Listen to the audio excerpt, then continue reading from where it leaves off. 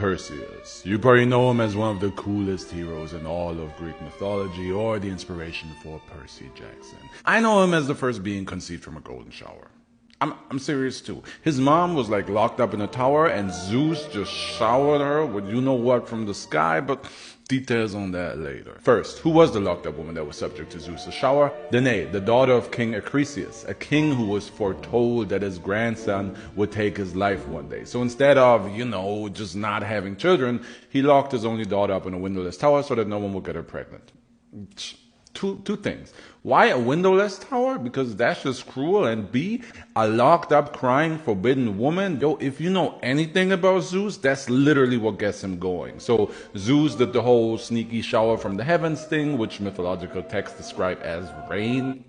But come on, man. Rain pregnant? We're still doing the whole bees thing too? Come on, man. We know better. My man knocked one out. Zeus had good aim too because he managed to get it on her through the one crack in that tower and boom, Danae was pregnant.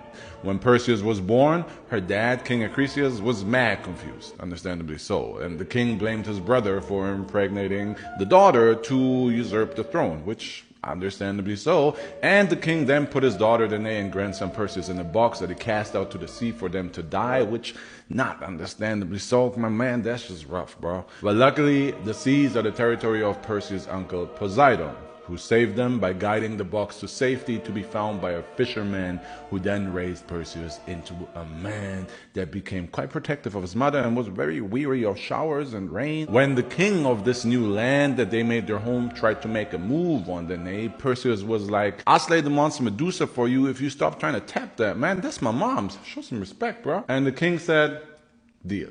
And Perseus was off to slay Medusa. But first, he had to level up, get some gear. So another god relative helped him out. Hermes told him that he first had to find the Grey Sisters, which would then tell him where to find the Northern Nymphs, which would then present him with epic tier equipment. I swear it's like a video game, man. So the Grey Sisters were basically three old defenseless women who shared one tooth and one eye since birth and just passing it around as needed when somebody wants to eat or see some.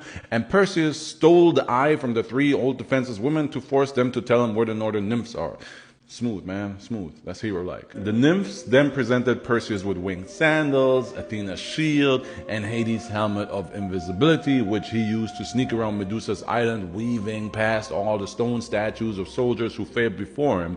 But Medusa had perception level to 100, and she noticed Perseus when he stepped on a branch and turned around to bullseye arrow shoot that helmet off of Perseus' head. So now he was visible, and he was hiding behind pillars, and noticed that he could see her in the reflection of his shiny shield. So what he did was keep hiding until he was able to jump her from behind and stab her in the back.